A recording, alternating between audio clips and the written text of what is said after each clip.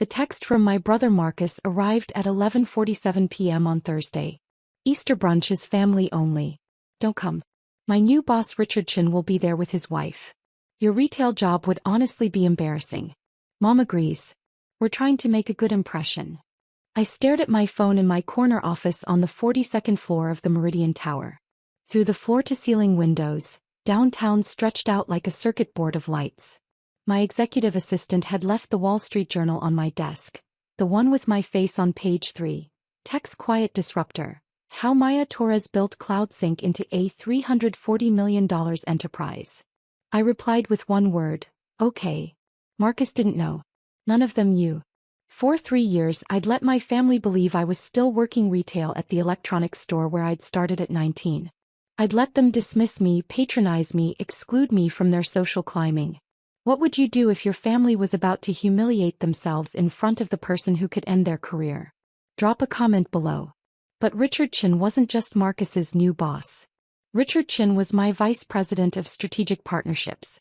And Monday morning at 9 a.m. he had a quarterly board meeting. At my company. With me at the head of the table. I forwarded Marcus's text to my lawyer with a simple note. Documentation. Just in case. Then I went back to reviewing Q1 projections. Growing up as the youngest of 3 kids in the Torres family meant living in the shadow of Marcus's achievements. He was the golden child, varsity captain, debate team president, early admission to Stanford Business School. Our sister Jennifer was the social star, sorority president, married to a cardiologist, 2 perfect kids in private school. Then there was me. The surprise baby, who arrived when mom was 41 and dad was 44. The one who didn't quite fit the family's upward trajectory. Maya's more practical. Mom would say at family gatherings, her tone making practical sound like simple. Not everyone is meant for corporate success. I'd started working at Tech Hub Electronics at 19, right after my first year of community college. The family treated it like a personal failure. Jennifer suggested I might find a nice man to settle down with, instead of struggling in retail. Marcus offered to get me an interview for a receptionist position at his consulting firm.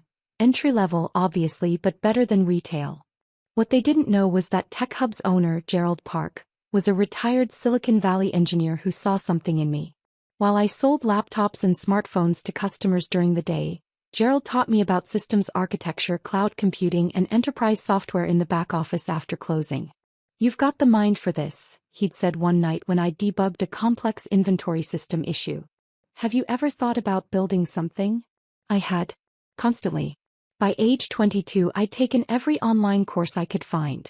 Computer science, business management, systems design. I'd saved $15,000 from my embarrassing retail job and built the first prototype of CloudSync in Gerald's basement. Enterprise cloud storage with military-grade encryption and AI-powered file management. Gerald became my first investor. $50,000 for 20% equity. I'm betting on you, Maya. Not the idea. You. At family dinners, I'd sit quietly while Marcus bragged about his promotion to senior consultant or Jennifer showed off her new Lexus. When they asked about my job I'd say, same as always. Still at Tech Hub. The dismissive nods. The pitying glances. The way mom would change the subject quickly as if my life was too mundane to discuss. But my life was anything but mundane. By 24, CloudSync had secured 3 Fortune 500 clients. By 26, we'd raised $12 million in series of funding. By 28 we'd been acquired by a larger tech firm, and then bought ourselves back 2 years later when they mismanaged the product. At 31 CloudSync was valued at $340 million. We had 240 employees, offices in 4 cities, and contracts with 18 of the Fortune 100. And I was still telling my family I worked retail. Why? Because the first time I'd mentioned starting a computer business, Marcus had laughed so hard he'd choked on his wine. Maya, you sell phones in a strip mall. That's not exactly Silicon Valley. Jennifer had patted my hand. Sweetie, those online business things are usually scams. You're better off with steady retail income. Dad had been more direct. Focus on what you're good at. Not everyone can be an entrepreneur. So I'd stopped telling them. I'd stopped trying to prove myself. I'd let them underestimate me while I built an empire they couldn't comprehend. The only family member who knew was Abuela Rosa, my grandmother, who'd passed away 2 years ago at 94. She'd been at my Series B funding celebration, tiny and fierce in her purple dress, squeezing my hand. "Let them think you're pequeña," she'd whispered in Spanish. "Small.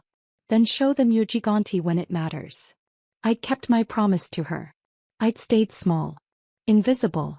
The family disappointment. Until Richard Chin accepted my offer to become VP of Strategic Partnerships 6 months ago. Richard was brilliant.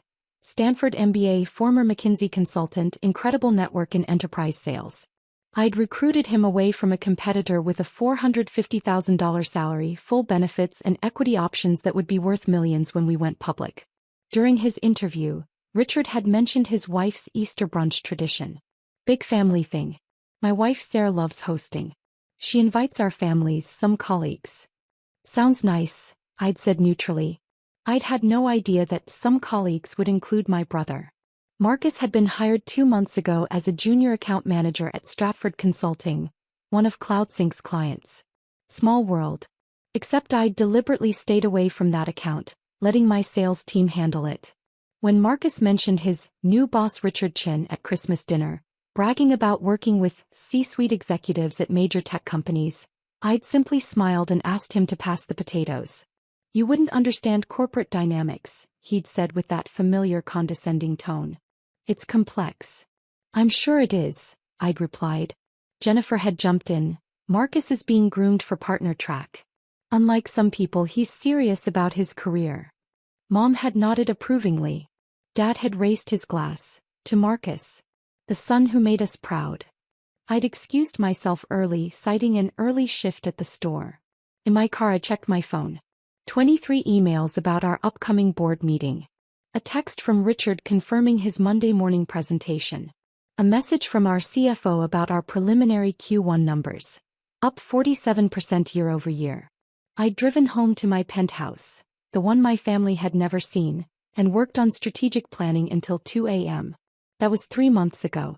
Now, with Easter brunch less than 3 days away and Marcus's text burning in my memory, I realized something had shifted. I wasn't angry. I wasn't hurt. I was done. Done being small. Done being invisible. Done letting them diminish me while I transformed the tech industry they knew nothing about. Building CloudSync from a basement prototype to a $340 million enterprise hadn't been luck. It had been strategy, sacrifice, and 7 years of 18-hour days. The early years were brutal. While my family slept soundly, assuming I was struggling through retail shifts, I was negotiating with venture capitalists, debugging code, and teaching myself contract law at 3 a.m. because I couldn't afford a lawyer yet. Gerald Park had been my guardian angel. His basement became our first headquarters. 3 folding tables, 6 laptops, and a whiteboard covering an entire wall. "Every billion-dollar company started somewhere ridiculous," he'd laugh. "Might as well be here." Our first major breakthrough came when I cold-called the CTO of Redmond Financial, a regional bank struggling with data security. I'd researched their systems for 2 weeks, identified their vulnerabilities, and walked into that meeting with a presentation that made their head of IT physically pale. "How did you find that breach?" he'd asked, staring at my security analysis. "I didn't find it. I predicted it. Your architecture has 3 critical flaws that any skilled hacker could exploit in under 4 hours." We'd signed a $340,000 contract that day. My first 6-figure deal. I was 23 years old. At Thanksgiving that year, when Marcus bragged about his $85,000 consulting salary, I'd stayed quiet. My company had just grossed $1.2 million. The growth was exponential. Each satisfied client led to 3 referrals. Each security feature we developed became industry-leading. By year 3, CloudSync was handling data for hospitals, law firms, government contractors. If you're building something while everyone underestimates you, drop a fire in the comments. You're not alone. The real turning point came when Dr. Patricia Okonkwo joined as our Chief Security Officer. Patricia was a former NSA cryptographer with 20 years of experience and a no-nonsense approach to enterprise security. "Your encryption is good," she'd said during her interview. "But I can make it bulletproof." She did. Within 6 months, CloudSync had government-level security certifications. We started bidding on federal contracts. We won 8 of them. At my 27th birthday dinner, the one my family forgot until I reminded them, Jennifer mentioned her husband's practice was looking for cloud storage. But you probably don't know anything about that. Probably not, I'd agreed. 3 months later, Dr. Morrison's cardiology practice signed with CloudSync through our medical division. Jennifer never made the connection. I'd deliberately kept my name off the client-facing materials. The funding rounds were strategic. Series A, $12 million from Sequoia Capital. Series B, $45 million from Andreessen Horowitz and Khosla Ventures. Series C, $120 million from a consortium including Kleiner Perkins. Each round valued the company higher. Each round diluted my ownership slightly, but I'd structured the deals to maintain 51% voting control. No one could override me. No one could push me out. By 30, I was worth $173 million on paper. On my 30th birthday, my family took me to Olive Garden. "We know money's tight with your retail job," Mom had said, insisting on paying for my meal. I'd thanked her graciously. That morning, I'd closed a $28 million deal with an international manufacturing firm. The Wall Street Journal profile had published 3 weeks ago. The reporter, Amanda Choi, had spent 2 months researching CloudSync's rise. The article detailed everything: the basement start, the strategic pivots, the innovative security features that changed the industry. Maya Torres doesn't just compete in enterprise cloud storage, Amanda had written. She's redefining it. While competitors focus on capacity, CloudSync focuses on intelligence, AI-driven security that predicts breaches before they happen. At 31, Torres has built something remarkable: a company that Fortune 500 CEOs trust with their most sensitive data. The article included a photo of me in my corner office, the city skyline behind me. Professional, powerful, successful. My family never mentioned seeing it. They didn't read the Wall Street Journal's business section. They skimmed headlines about celebrities and political scandals, but they didn't follow tech industry news. Why would they? Their daughter worked retail. Richard Chin had joined CloudSync 6 months ago after I'd spent 3 months recruiting him. His network was incredible: Stanford MBA connections, former McKinsey colleagues, relationships with C-suite executives across a dozen industries. "You're building something special here," he'd said during our final negotiation. "I want to be part of it." I'd offered him equity, a leadership role, and a challenge: help me double our Fortune 100 contracts in 2 years. 18 months, he'd countered with a grin. We'd shaken on it. Richard was brilliant, charismatic, and exactly the kind of strategic hire that would position CloudSync for an eventual IPO. His wife Sarah was equally impressive, a nonprofit director with impeccable social connections. When Richard mentioned his wife's Easter brunch tradition during one of our strategy meetings, I'd nodded politely. Sounds like a lovely tradition. I'd had no idea my brother worked under him. Until Marcus's text arrived, dripping with the condescension I'd endured for 31 years. "Your retail job would be embarrassing." I'd smiled at my phone in my corner office. Tuesday's board meeting was going to be interesting. Easter Sunday morning, I stayed home. I worked out in my building's private gym, answered emails from my home office, and reviewed Richard's presentation for Tuesday's board meeting. My phone stayed silent until 1:47 p.m. Then the photos started arriving. Jennifer sent the first one: the Easter brunch table, elegantly set with fresh flowers and china. Beautiful gathering. Family only. Missing one person who wouldn't fit in anyway. Marcus sent the second. Him and Richard Chin, both in designer suits, holding cocktails. Learning so much from real executives. Some people just have what it takes. Mom sent the third. The whole family gathered around Sarah Chin, Richard's wife, who was laughing at something Dad had said. Such accomplished people. Wish all our children made us this proud. I screenshot each message. Forwarded them to my lawyer. Added them to a folder I'd labeled Documentation, Family. At 3:15 p.m. Marcus sent a video. I almost didn't watch it, but curiosity won. The video showed Richard Chin talking about CloudSync, my company, explaining our innovative security features to the gathered family. My family. Marcus was nodding along like he understood, interjecting with comments about working with tech companies and understanding enterprise solutions. CloudSync is revolutionary, Richard was saying.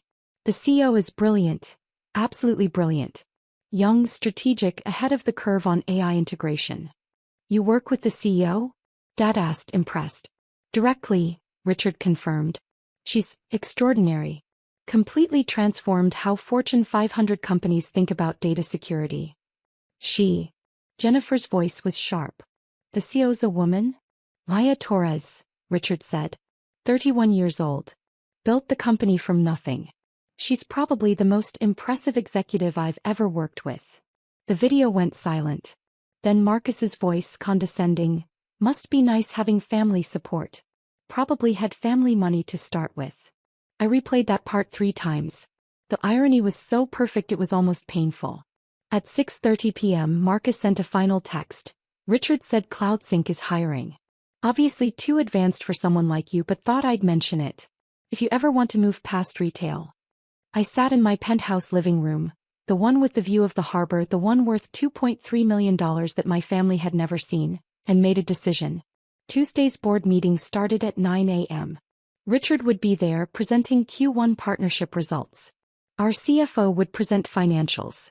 Our CTO would present product roadmap. And I would sit at the head of the table as I always did in my role as founder and CEO. I'd told my executive assistant to print the Wall Street Journal profile and frame it. Hang it on the boardroom wall behind my usual seat, I'd instructed. Make sure it's visible from the door. I texted my head of security. Tuesday morning board meeting. I'm expecting someone to cause a scene. Be ready. His response was immediate. Always ready, boss. Then I texted my lawyer. Prepare a cease and desist letter. Harassment. Document all messages from family. I want options. Her response came 30 seconds later. Already drafted. Waiting for your signal.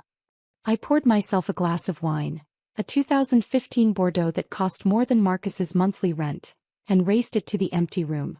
See you Tuesday, Marcus. Monday morning I arrived at CloudSync headquarters at 6:45 a.m.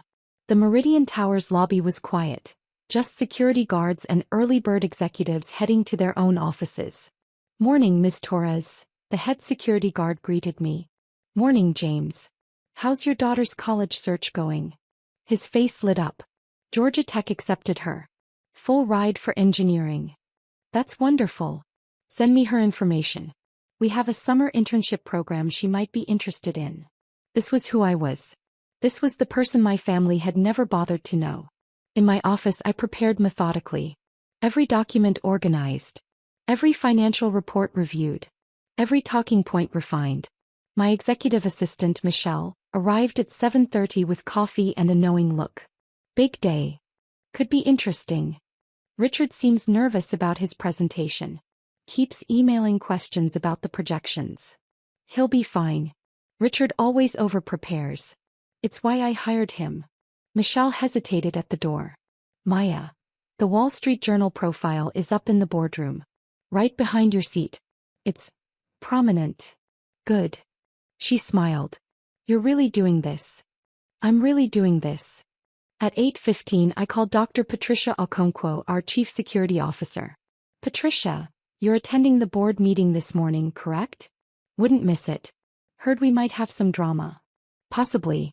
If someone becomes disruptive, I need you to professionally escort them out. You have that presence that makes people comply. Patricia laughed. A deep, authoritative sound. Former NSA, remember? I've escorted senators out of classified briefings. I can handle your family. Thank you. Maya? Whatever happens today, remember, you built this. You earned every inch of this company. Don't let anyone make you feel otherwise. I swallowed hard. I won't.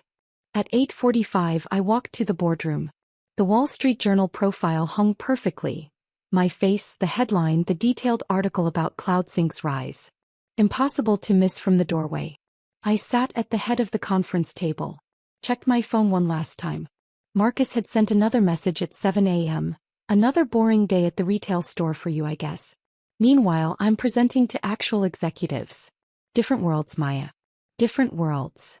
I didn't respond. At 8:50 board members began arriving. Our CFO David Chin, no relation to Richard. Our CTO Samantha Rodriguez. Dr. Patricia Okonkwo. 2 board advisors from Sequoia Capital. One from Andreessen Horowitz.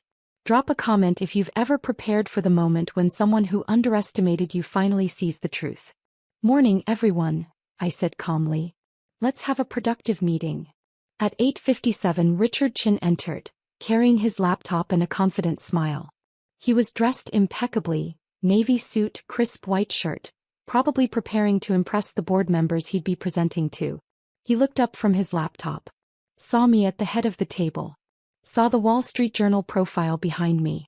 His face went through a remarkable journey: confusion, recognition, shock, horror, in under 3 seconds. Richard, I said pleasantly. Good morning.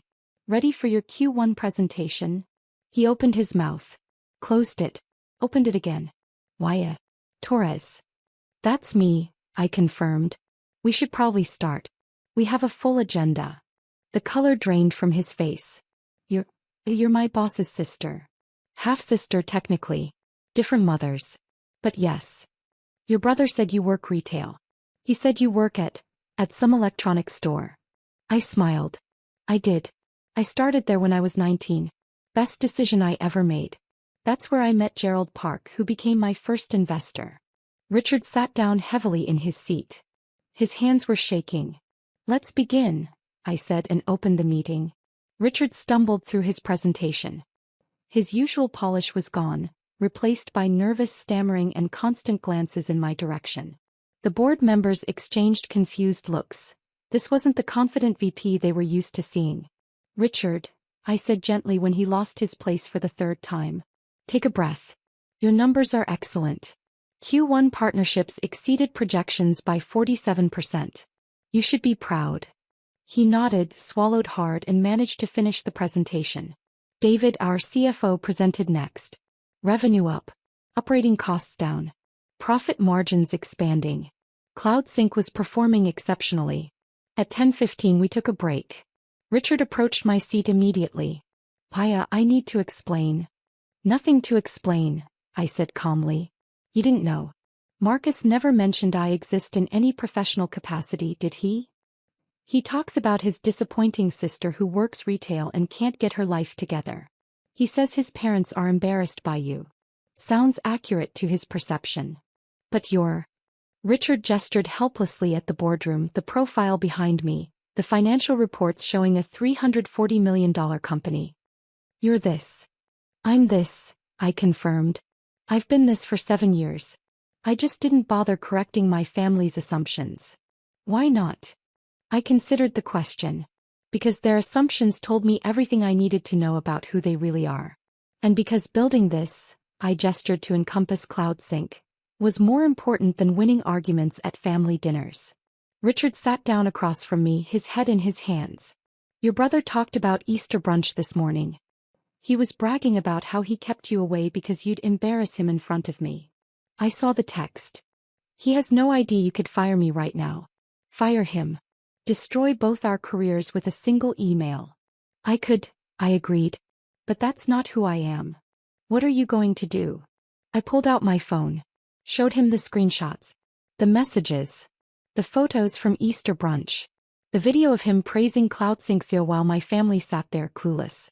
I'm going to forward this conversation to Marcus. And then I'm going to let him make his own choices about how he wants to proceed. He can apologize.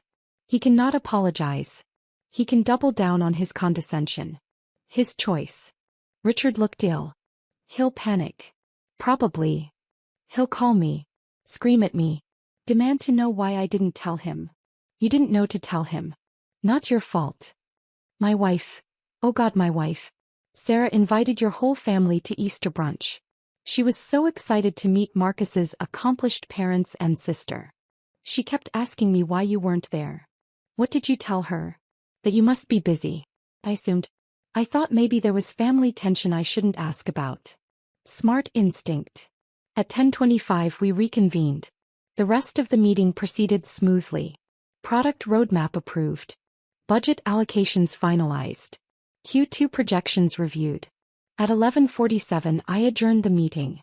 Richard lingered as the others left. Maya, I'm sorry. For everything. For not knowing. For being part of whatever your family did to you on Easter. You were a guest at a brunch. You didn't do anything wrong. What happens now? I pulled up Marcus's number. Started typing. Hi Marcus. This is Maya. I work retail. Remember? Just wanted to let you know I met your boss Richard Chin this morning. Great guy. Very professional. We had a really productive board meeting at CloudSync. You know CloudSync, that tech company Richard works for? The one he was telling everyone about at Easter brunch? The one with the brilliant CEO he admires so much. I paused, watching Richard's face pale further. That's my company, Marcus. I'm the CEO. I founded it 7 years ago while you were dismissing me at family dinners.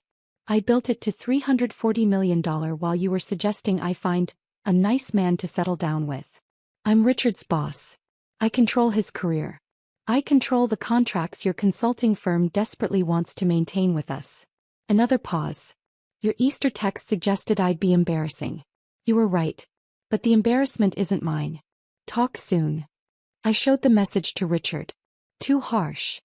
Too harsh. Why, it's perfect. It's controlled. Factual. Devastating. I pressed send. The response came in 42 seconds. My phone exploded with calls. Marcus. Marcus. Marcus. Jennifer. Marcus. Dead. Marcus. I declined every call. Then the text started. Marcus, this is a joke. Marcus, you're lying.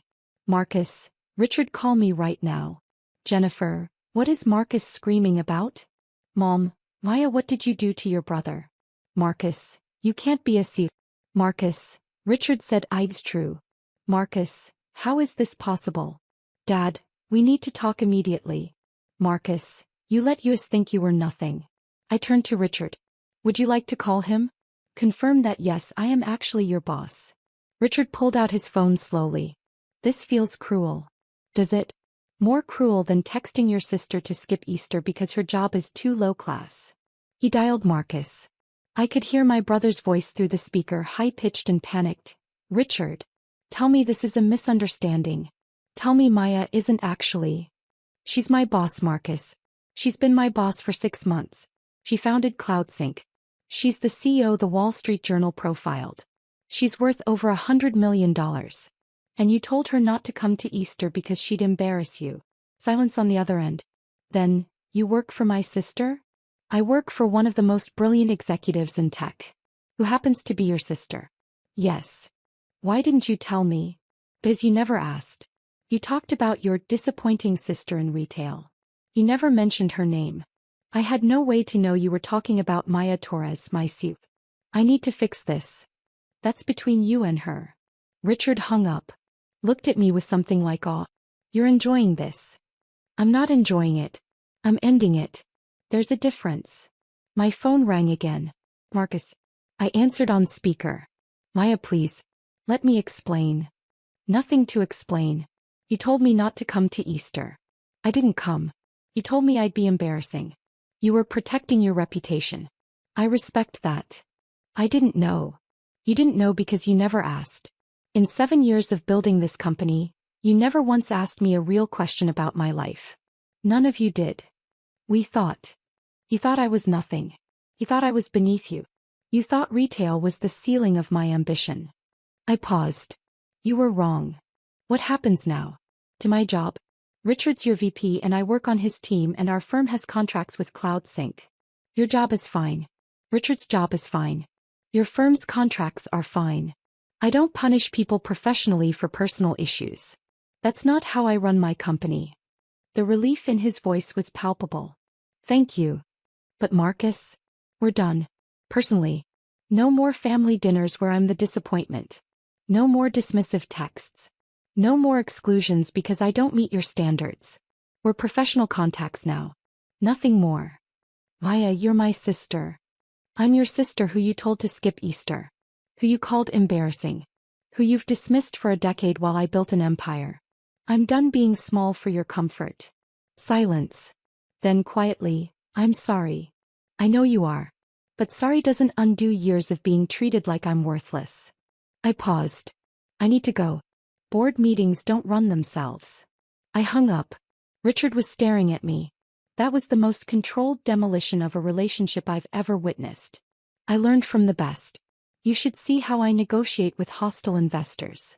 He laughed, slightly hysterical but genuine. Maya Torres. My boss. The retail worker. I'm never living this down, am I? Probably not. But you didn't do anything wrong. Remember that. What about your parents? Jennifer. I checked my phone. 47 missed calls. 63 texts. They'll figure it out eventually. Or they won't. Either way, I'm done explaining myself. By Tuesday evening, the fallout was spectacular. Jennifer called 17 times before I finally answered. Maya, what the hell is happening? Marcus is having a breakdown. Mom's crying. Dad's demanding we all come to dinner to fix this. Fix what exactly? This situation. You being some kind of secret CEO. Making Marcus look like an idiot. I didn't make Marcus look like anything. He sent me a text telling me not to come to Easter because my retail job was too embarrassing. That was his choice. You let us think you were struggling.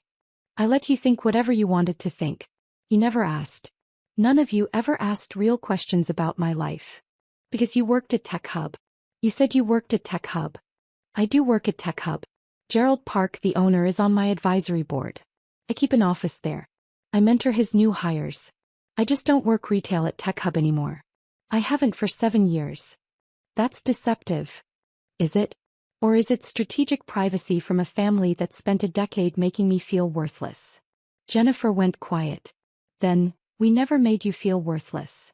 Jennifer, you suggested I find a nice man to settle down with, because retail wasn't a real career. Mom forgot my birthday 3 years in a row. Marcus has called me a disappointment to my face at least a dozen times. Dad toasted the son who made us proud, while I was sitting right there.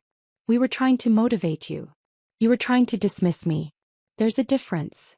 If you've ever been underestimated by the people who should have believed in you first, drop a red heart below. She hung up. Mom texted at 8:47 p.m. Family dinner Sunday. You will be there. We need to discuss this. I replied, I'm unavailable. Mom, this is not a request. I'm 31 years old. I run a $340 million company. I don't take orders from you anymore. Mom, how dare you speak to me that way? How dare you treat me like a disappointment for a decade while I was changing an industry? She didn't respond. Dad tried a different approach. He called from his office Wednesday morning. Professional. Measured. Maya, I've been thinking about everything. Perhaps we were hasty in our judgment of your career path. Perhaps. I kept my voice neutral. You've clearly been successful. More successful than we realized. We'd like to reconnect. Properly acknowledge your achievements. Why now, Dad? Because you're our daughter. Because family matters. Family mattered when you forgot my birthday. Family mattered when you excluded me from Easter.